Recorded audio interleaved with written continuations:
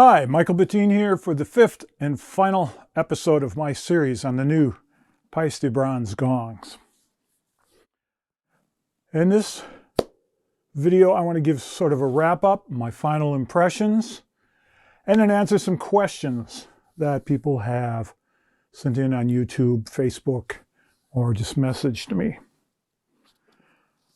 So my impressions overall after these few weeks. I love the gongs. I think there are some amazing sounds with a lot of subtleties and differences than you'll find in any of the other Paiste gongs and in any other gongs anywhere, really. There are 7 very unique and individual gongs. I love the sound that each one has. I think you could spend a lot of time working with each one, using different mallets, different playing techniques to find a lot of interesting subtleties and shades of sound. So let's get to some questions here. One question is, are you purchasing any of these? I plan to get the whole set myself. If anybody, those of you who know me, I'm a complete gong fanatic. I could see how all 7 of these will work out in different situations that I play, because I play the gong meditation sessions, but I also play a lot of improvised music, contemporary classical music, exploratory sort of musics, solo percussion music. So I can see these working out in all of those different situations. I wouldn't recommend anybody else, unless you're a fanatic like me, to buy the whole set. Besides the cost, it's just they're so specialized, they're so exotic, so different. But I can see adding these to your setup, 1 or 2 of them. I wouldn't recommend starting with one of these, again, because they're so specialized and very different sounds. But if you've already got 2 or 3 gongs, add 1 or 2 of the bronze gongs. They'll give you a very different voice and very different sound character. Another question is, would these be more like original Bronze Age gongs before we supposedly improved the alloy mix? No, they're not at all like Bronze Age gongs, because they're made of a different type of bronze. Traditionally, gongs all over the world have been made of what is known as B20 bronze, also called bell bronze. And that stands for, the B20 stands for it's 80% copper, 20% tin.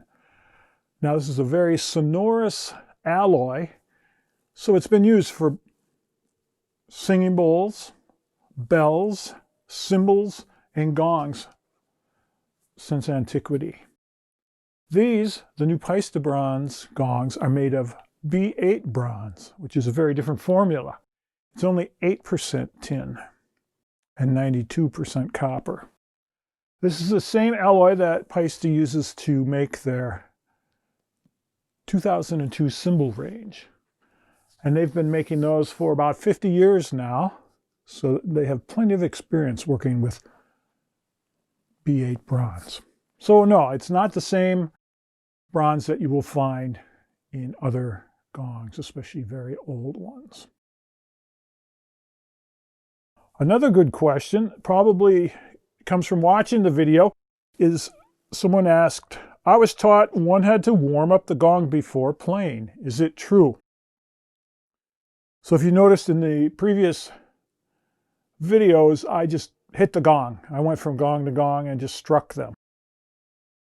Now warming them up, for those of you who don't know, warming up is generally just lightly tapping on the gong to get it vibrating, so that when you do strike it, it will open up right away.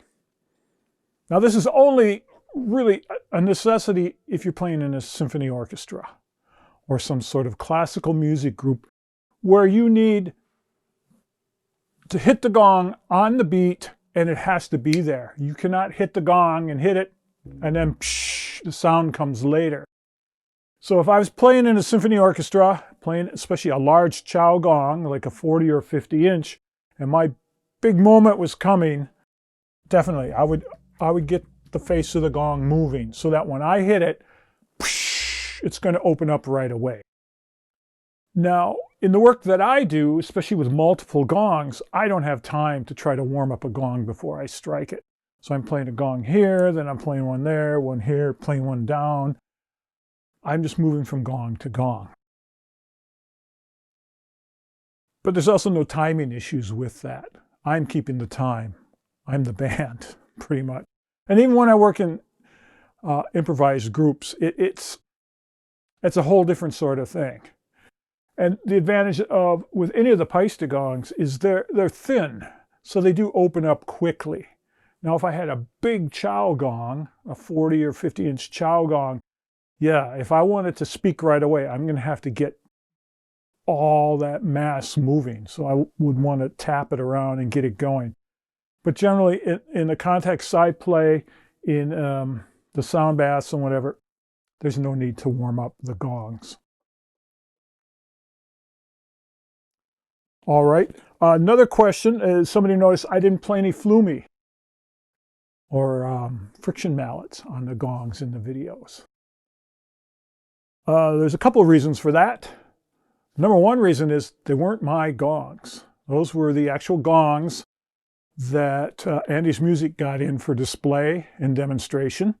So they weren't my gongs. I didn't want to use some flumies and possibly mark them up out of courtesy to Andy.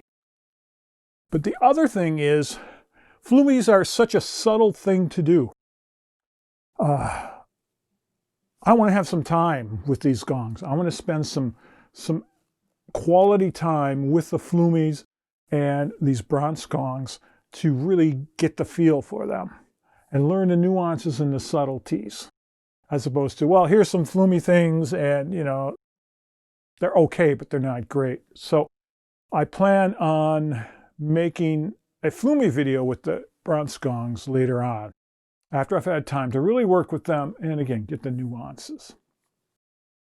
So the final question, the top question is, I'm curious what your top 3 favorites might be. I have to say it's hard to pick favorites out of the set. I love all 7 gongs. I love them each for different reasons because they each have unique voices and subtleties. And in my mind, I could hear them in different situations. Like, oh, this one would work perfectly here. This one would work perfectly there. So it's hard to pick up a favorite. But I did come out with my 3 top ones, the ones I like the most. The number 3 gong on my list, my 3rd favorite, is 0.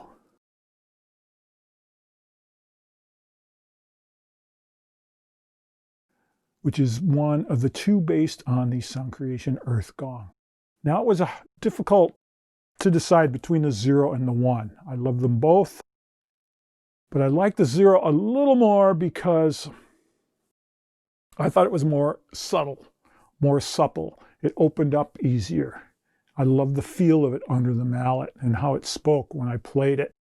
Where the number 1 was a little stiffer, took a little more to get it going.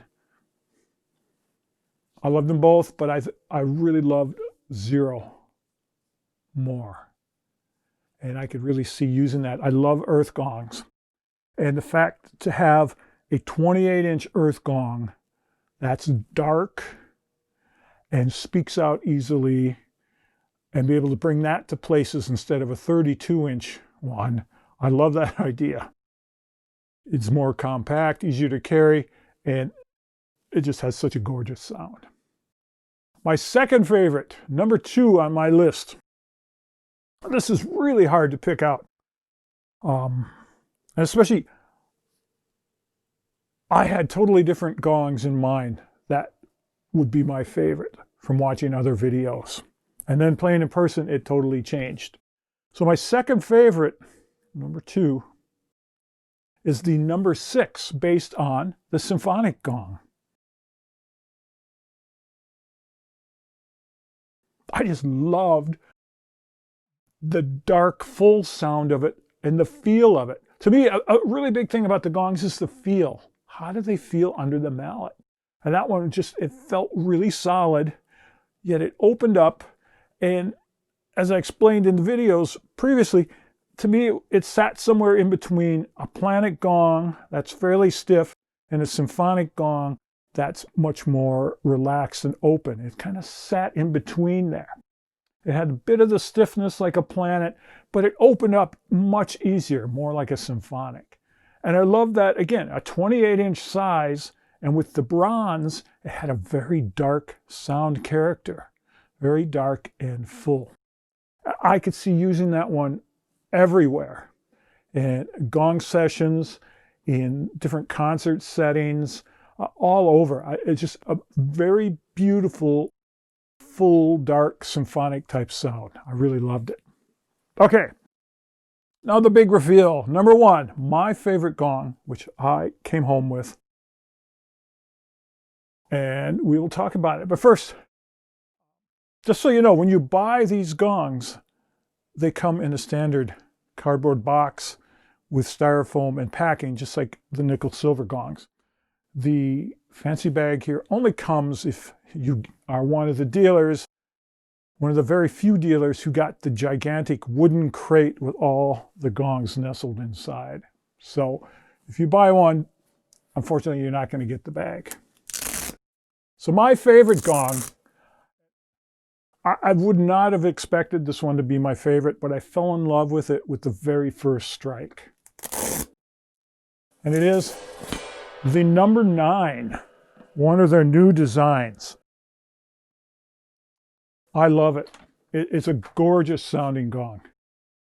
It has everything I want in a gong, and I'll give you the reasons I like it. One of the main reasons is, to me, it sounds like a very old gong, even though it's a brand new. If any of you have had the good fortune of playing some very old chow gongs, gongs that were imported here in like the 20s or 30s, like 100 years ago, they're usually very soft and supple and buttery, and the sound just melts right out of them, and they're gorgeous, and they speak in this beautiful dark fashion. And when I played the number 9, it reminded me of those very old chow gongs that I've had the fortune to play with. Unfortunately, I don't own any, but it reminded me of that. And also, it reminded me, to me, it's a nice combination between a chow and a wind gong. If we look at just at how it's designed, it's flat. It's very flat. There's a slight raise here leading into the center part, but that's flat. And overall, the gong is very flat, like a wind gong. And the real unique thing on this is, if we take a look at it, it has a very shallow rim here, very shallow edge, unlike any of the other Paiste gongs. So I think that helps it open up and have that supple feel to it. So let's play it a little bit.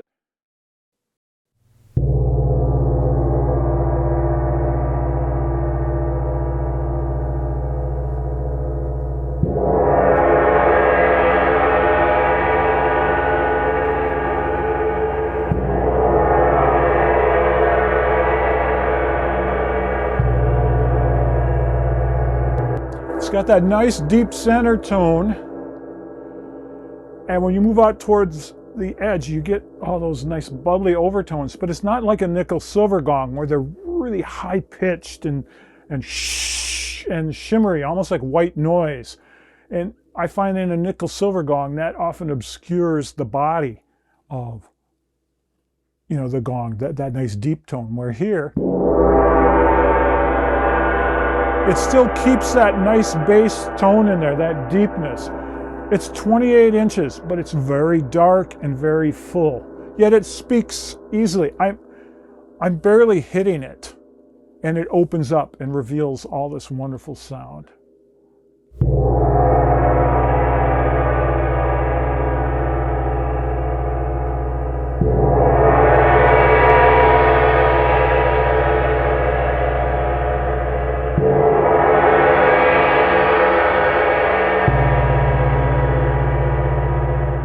So to me, that really speaks Oriental. Old, dark Oriental gongs. Old, dark Chinese gongs. And it's got that same character that I love out of those old gongs. Beautiful sound. So I look forward to integrating this into my set and learning all the nuances of it with different mallets, working with flumi on it and all. And I look forward to getting the other 6 gongs and adding them to my setup too. So like I said, I'll be making future videos with the bronze gongs as I mix them into my nickel silver gongs and my Asian gongs and other gongs. So thanks a lot for tuning in. If you like the series here, please hit subscribe down below because I'll be doing a lot more gong videos. And I'm also doing a series on recording gongs. I have 3 episodes of that up now, and the 4th should be going up later this week. And if you really like it, please hit the thumbs up. I'd appreciate that to know that you did like it. Also, if you have any further questions or thoughts, put them in the comments. I'd love that, either here or you can, if you're a Facebook friend, you can put them on Facebook when I post the video. So thanks a lot, and we'll see you in the next one.